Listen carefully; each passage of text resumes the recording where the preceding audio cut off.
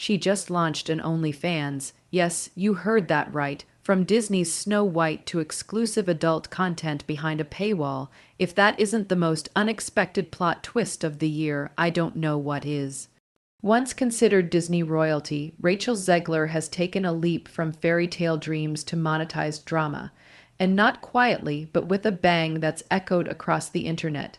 This isn't just a fall from grace, it's a calculated dive into chaos. First came the controversy, the backlash, the internet hate storm. One 40-second hallway video surfaced, Rachel criticizing lighting cues, mocking audience reactions, and throwing shade at everything from production to people. Overnight, the fairytale glitter turned to ash, Disney yanked trailers, fans launched boycotts, the internet turned her name into a trending disaster, and then she made a move no one saw coming. She grabbed a ring light, fired up a laptop, and created an OnlyFans account. In a single breath, she went from trending for cancellation to trending for monetization. Her catchphrase, "Mirror, mirror, let's monetize the fallout." The starter tier, according to rumors, costs less than a Disney Plus subscription, but promises 10 times the drama. Behind the scenes meltdowns, raw confessionals, and unfiltered takes. This wasn't just Rachel Zegler uncensored.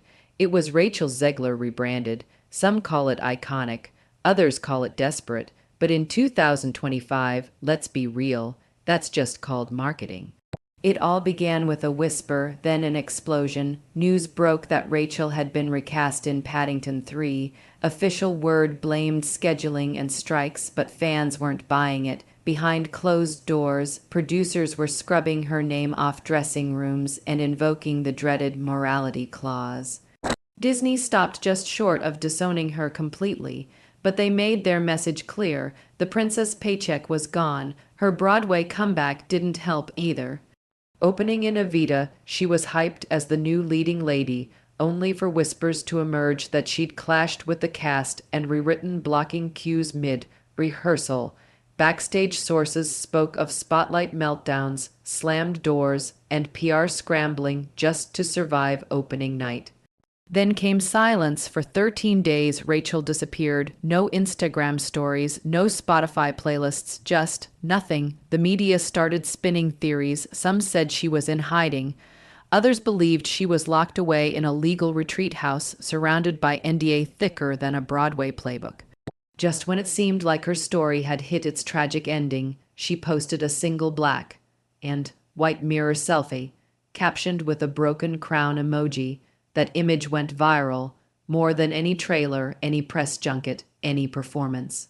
Within minutes, a new bio link appeared. No charity, no streaming service, just 3 words, reclaiming my narrative. The link, a locked OnlyFans preview page, splashed with gold text. Behind every canceled princess is a story Disney wouldn't dare stream.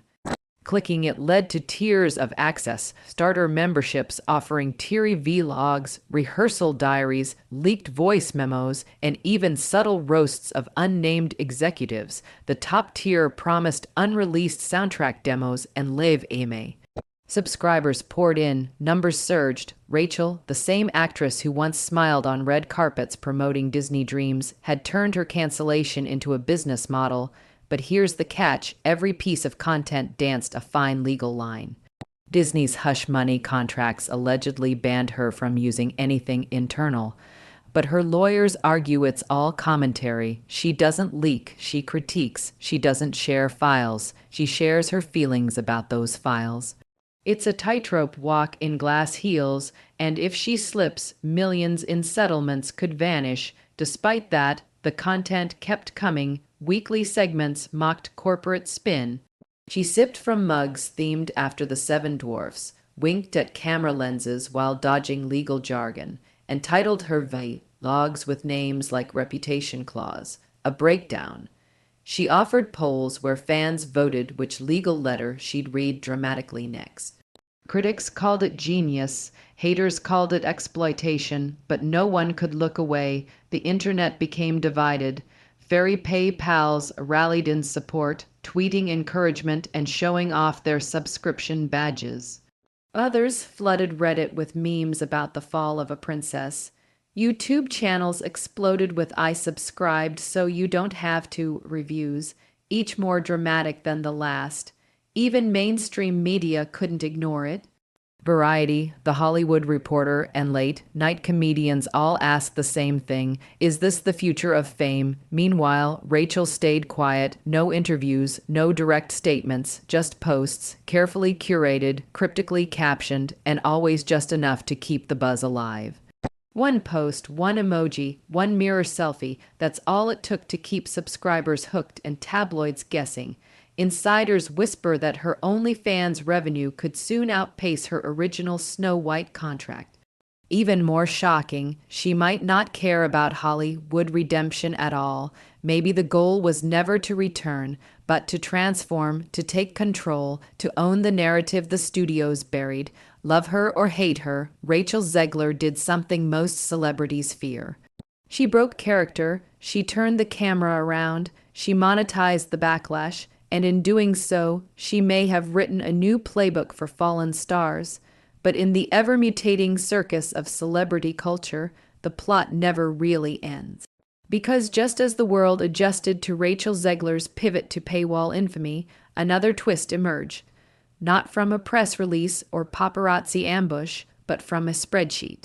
An anonymous leak on Twitter, accompanied by grainy screenshots, revealed estimated monthly income figures from her OnlyFans dashboard, numbers so wild they had both influencers and investment bankers choking on their coffee.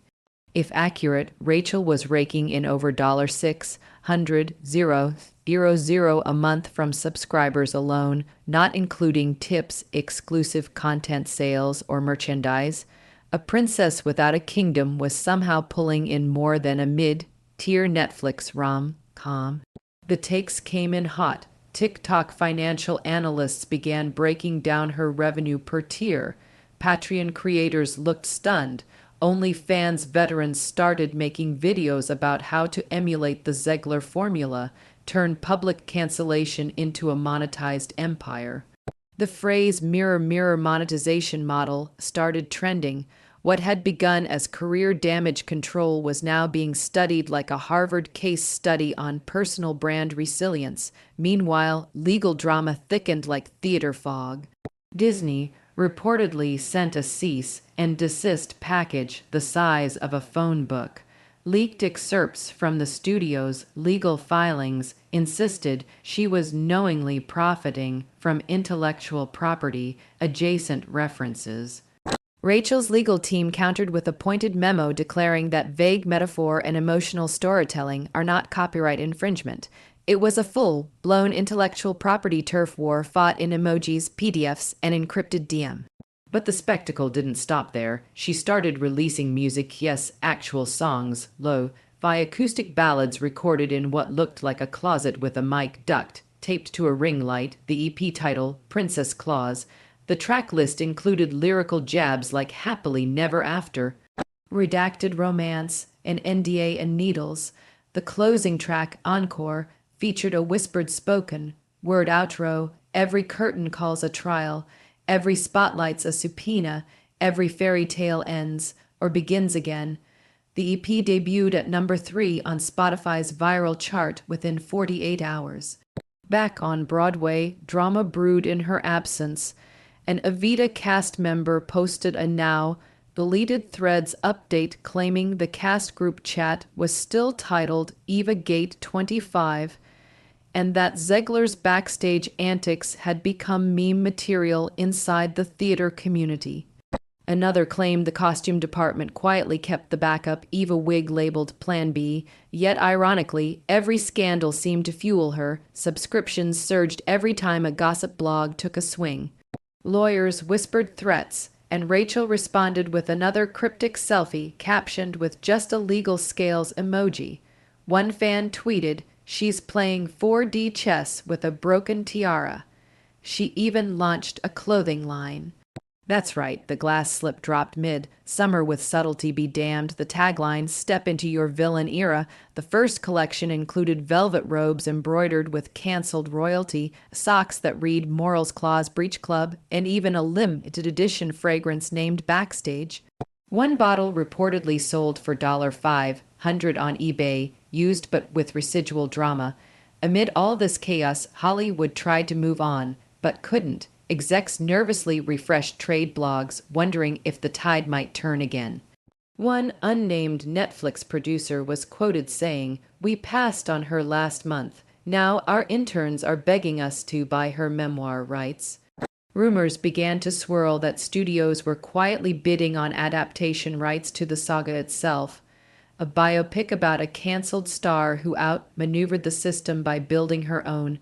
And yes, you guessed it, Rachel bought the rights to her own life story. It's called Reflected Glory, and it's already in pre-production with an indie studio in Berlin. She's co-writing the script, executive producing, and allegedly casting an up-and-coming Gen Z actress to play a heightened version of herself. It's like The Social Network meets Chicago with a sprinkle of Mean Girls. One distributor described the early draft as fame, fallout, and feminist revenge fantasy told by the villain. Meanwhile, influencers across platforms started referring to her as the first lady of fan monetization. Twitter threads broke down her timeline as if it were war history. The hallway video, the Broadway blow-up, the disappearing act, and now, the empire of paywalls. And through it all, Rachel Zegler remained largely silent. No interviews, no apology tours, no magazine cover rebrand, just a feed of deliberate drops, a blurry backstage photo here, a cryptic line of poetry there. She curated mystique the way Disney once curated magic. One midnight post just an hour before she hit 1 million subscribers was a clip of her in shadow, humming a melody from Snow White, but altered minor, keyed and chilling. The caption read, "What's left when the fairy tale fades? A woman, a voice, and a bank account."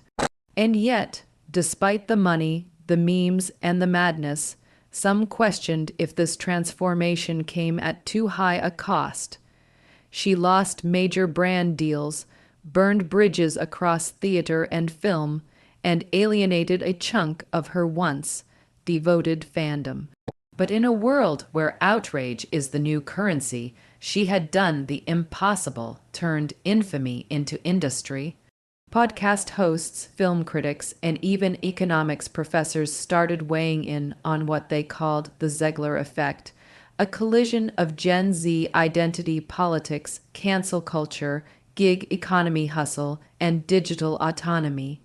It became a topic in college media studies courses. Business journals headlined her as the woman who made scandal profitable. BuzzFeed released a quiz titled "What's Your Post-Cancellation Business Plan?" and listed Rachel as a pioneer.